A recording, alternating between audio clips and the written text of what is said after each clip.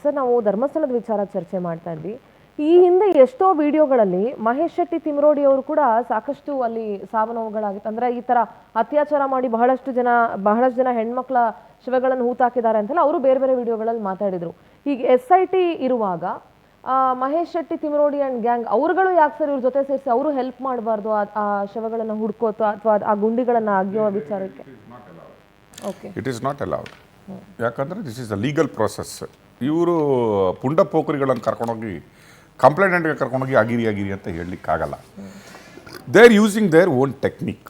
But here my question, ನಾಳೆ 13 ಅಗಿಯುವಾಗ first of all ಅಲ್ಲಿ ಸೈಟ್ ಇರಲಿಲ್ಲ ಅಂದರೆ ಒಂದಾದರೆ, ಏನಾದರೂ ಅಲ್ಲಿ ಸಿಕ್ಕಿದರೆ ಅದನ್ನು ತಂದಾಕಿದವರು ಯಾರು ಅಂತಲೂ ಬೇಕಾಗತ್ತೆ. ಯಾಕಂದರೆ 2019ವರೆಗೆ ಆ ಸೈಟ್ ಇರಲಿಲ್ಲ. And this complaint is before 2014. ಮತ್ತು ಇವರು ಅಷ್ಟು ಕ್ಲಿಯರಾಗಿ ಅಲ್ಲೇ ಸಿಗುತ್ತೆ ಅಂತ ಹೇಳ್ತಾಯಿದ್ರು. 2 ಥಿಂಗ್ಸ್. ನಂಬರ್ ಸೆಕೆಂಡ್, ನಿಮ್ಗೆ ಇವತ್ತು ನಾನು ಹೇಳ್ತಾ ಇದ್ದೀನಿ, ಟುಡೇಸ್ ಹ್ಯಾಪನಿಂಗ್ ಇನ್ ಧರ್ಮಸ್ಥಳ ಏನು ಅಂತ ಕೇಳಿದರೆ, ಗ್ರಾಮಸ್ಥರಲ್ಲಿ ಕೇಳಿದರೆ, ಈಗ ತಿಮರೋಡಿ ಟೀಮ್ ಅವರು ಹೇಳ್ತಾ ಇದ್ದಾರಲ್ಲ, SITಯಲ್ಲಿ ಒಬ್ಬ ಇದ್ದಾನೆ ಅಂತ ಹೇಳ್ತಾ ಇದ್ದಾರಲ್ಲ, there is some propaganda happening.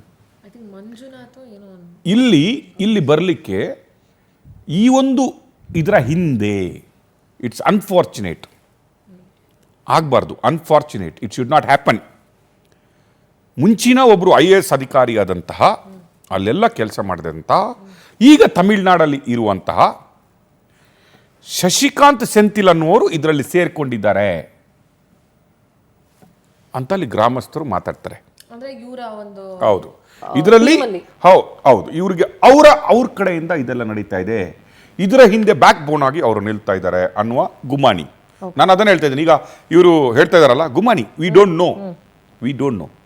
ಅದರ ಹಿಂದೆ ಈಗ ಅಲ್ಲಿ AC ಆಗಿ ವರ್ಕ್ ಮಾಡುವಂತಹ ಯಾರ ಸ್ಟೆಲ್ಲಾ ವರ್ಗೀಸ್ ಯಾರ ಇದ್ದಾರೆ, ಅವರೂ ಕೂಡ ಇಡೀ ಬೆಟ್ಟವನ್ನೇ ಕ್ಲೀನ್ ಮಾಡಬೇಕು ಅನ್ನುವ ಧೋರಣೆಯಿಂದ ಮಾತಾಡ್ತಾ ಇದ್ದಾರೆ. ಅಂದರೆ ಇದೆಲ್ಲ ಒಂದು ರೀತಿಯ ಟ್ವಿಸ್ಟ್ ಅಂತ ಹೇಳ್ತೀವಲ್ಲ ನಾವು, ಒಂದು ರೀತಿಯ ಡಿಫ್ರೆಂಟ್ ಟ್ವಿಸ್ಟ್ಗಳನ್ನು ಪಡ್ಕೋತಾ ಇದೆ. ಅಂದರೆ ಇದು ನಾಳೆ ಏನೋ ಒಂದು ರೀತಿಯ ಮತೀಯ ಗಲಭೆಗೆ ಕಾರಣ ಆಗಬಾರ್ದು. ಈ ಇನ್ವೆಸ್ಟಿಗೇಷನಲ್ಲಿ ಟ್ರುತ್ ರಿವೀಲ್ ಆಗಲೇಬೇಕು. ಇದು ಆಗಿಲ್ಲ ಅಂದರೆ ಏನಾಗುತ್ತೆ ಹೇಳಿ? ಒಂದು ಟೈಮಲ್ಲಿ ಜಾತಿ ಸೌಹಾರ್ದತೆಗೆ ಮೋಸ್ಟ್ ಬ್ಯೂಟಿಫುಲ್ ಪ್ಲೇಸ್ ಅಂತ ಹೇಳ್ತಾ ಇದ್ದ ಉಡುಪಿ ಮತ್ತು ದಕ್ಷಿಣ ಕನ್ನಡವನ್ನು ಇವತ್ತು ಕೋಮು ಗಲಭೆಗಳ ಕ್ಷೇತ್ರ, ಮೋಸ್ಟ್ ಕಮ್ಯುನಲ್, ಏನಾದರೂ ಗಲಾಟೆ ಆದರೆ ಅಲ್ಲೇ ಆಗುವಂಥ ಸ್ಥಿತಿಯೇ ನಾವೇ ತಂದಿಟ್ಟಿದ್ದೀವಿ, ನಮ್ಮ ಸರ್ಕಾರಗಳೇ ತಂದಿಟ್ಟಿದ್ದಾವೆ. ಅದೇ ರೀತಿ ಹಿಂದೂ ಧಾರ್ಮಿಕ ಶ್ರದ್ಧಾ ಕೇಂದ್ರ ಮಾತ್ರ ಅಲ್ಲ, ನೀವು ದಕ್ಷಿಣ ಕನ್ನಡದಲ್ಲಿ ನೀವು ನೋಡಿದರೆ ಅಥವಾ ಕರ್ನಾಟಕದಲ್ಲಿ ನೋಡಿದರೆ, ಸರ್ವಧರ್ಮ ಸಮ್ಮೇಳನದ ರೀತಿಯಲ್ಲಿ ನಡೀತಾ ಇರೋ ಒಂದು ಹಿಂದೂ ಕ್ಷೇತ್ರದ ಭದ್ರ ಬುನಾದಿ ಅದು. ಅದನ್ನೇ ಅಲುಗಾಡಿಸಿಬಿಟ್ರೆ ನಾವು ಫೌಂಡೇಶನ್ಗೆ ಕೊಡಲಿ ಇಟ್ಟು ಕೊಟ್ಟಾಗೆ ಅನ್ನುವ ಏನು ಈ ಭಾವನೆ ಇದೆ ಅಲ್ವಾ, ಅದಕ್ಕೆ ಸೊಲ್ಯೂಷನ್ ಬೇಕೀಗ. Whether this is a target Dharmasthala, target Hinduism, target Veerendra Hegde, or ಇದರಲ್ಲಿ ಏನಾದರೂ ಹುರುಳಿದೇನಾ ಇಲ್ಲ ಅನ್ನೋದು. ಈ ಸಲ ನಾನು ನಿಮಗೆ 100 ಸಲ ಹೇಳಿದ್ದೀನಿ, it is not comma, this time it's A full stop ಅಂತ ನಾನು ನಿಮ್ಗೆ ಹೇಳ್ತಾ ಇದ್ದೀನಿ. We are always told SIT ಬೇಕು ನಮಗೆ ಅನ್ನೋದು, SIT ಬೇಕು ನಮಗೆ, ಅಗಿಬೇಕು ಅಂತ ಹೇಳ್ತಾ ಇರೋದು. ನಾಳೆ ಪಾಯಿಂಟ್ ನಂಬರ್ 13, ಇಷ್ಟರವರೆಗೆ ಸಾವಿರಾರು ಹೆಣಗಳು ಹೂತಾಕಿದ್ದ ಜಾಗದಲ್ಲಿ, ನೂರಾರು ಹೆಣಗಳು ಹೂತಾಕಿದ್ದ ಜಾಗದಲ್ಲಿ ತಾನೇ 164 ಮೂಲಕ ಸ್ಥಳವನ್ನು ಗುರುತಿಸಬಲ್ಲೆ, ನನಗೆ ನೆನಪಿದೆ ಅಂತ ಹೇಳಿಬಿಟ್ಟು ಜಡ್ಜಿಯೊಳಗೆ ಹೋದ ಭೀಮಾ ತೋರಿಸಿಕೊಟ್ಟ ಪಾಯಿಂಟ್ಗಳಲ್ಲಿ ಒಂದರಲ್ಲಿ ಗಂಡಸಿನ ಶವ ಪತ್ತೆ ಆಗಿದೆ. ಅಸ್ಥಿಪಂಜರ ಕಳೆಬರಹ 30ರಿಂದ 40 ವರ್ಷದ ಒಳಗಿನ, ಅಂದರೆ ಹಿಂದಿನ ಅಸ್ಥಿಪಂಜರ ಇರಬಹುದು ಅನ್ನುವ ಊಹೆಯೊಂದಿಗೆ ಅದನ್ನು FSLಗೆ ಕಳಿಸಲಾಗಿದೆ. ಆ್ಯಂಡ್ SIT ಅವರು ಈಗಾಗಲೇ ಬೆಳ್ತಂಗಡಿಯಲ್ಲಿ ಇರುವ ಪೊಲೀಸ್ ಸ್ಟೇಷನ್ನಲ್ಲಿರುವ ಅಷ್ಟೂ UDRಗಳ ಕಾಪಿಗಳನ್ನು ಏನೇನಾಗಿದೆ ಅಂದರೆ, ಐ ಥಿಂಕ್ ಒಂದು 10 ವರ್ಷದ ನಂತರ UDR ಕಾಪಿಗಳನ್ನು ಮತ್ತು ಅದರ ಇದನ್ನು ಸುಟ್ಟಾಕ್ತಾರೆ ಅಂತ ಹೇಳ್ತಾರೆ. ಎಷ್ಟು ಅಲ್ಲಿ ಇದ್ದಾವೆ ಅದನ್ನೆಲ್ಲ ನಮ್ಮ SIT ಅವರು ಕಲೆಕ್ಟ್ ಮಾಡಿಕೊಂಡಿದ್ದಾರೆ.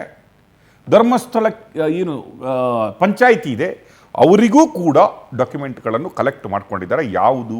ಯಾವ ಬಾಡಿಗಳನ್ನು ನೀವು ಅನಾಥ ಶವಗಳನ್ನು ಯಾವ ರೀತಿ ದಫನ ಮಾಡಿದ್ದೀರಿ, ಅದರ ಇನ್ವಾಯ್ಸು, ಅದರ ರಿಕ್ವೆಸ್ಟು, ಅದರ UDR ಕಾಪಿ ಎಲ್ಲ ಕಲೆಕ್ಟ್ ಮಾಡಿದ್ದಾರೆ ಅಂತ.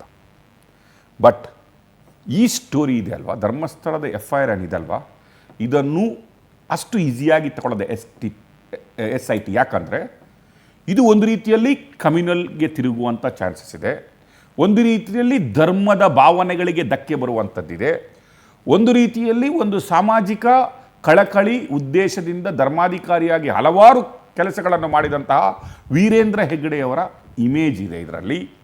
ಅದು ಮಾತ್ರ ಅಲ್ಲ, ಗವರ್ಮೆಂಟಿಗೆ ಇದಕ್ಕೆ ಒಂದು ತಾರ್ಕಿಕ ಅಂತ್ಯಕ್ಕೆ ತರುವ ಜವಾಬ್ದಾರಿ ಇದೆ.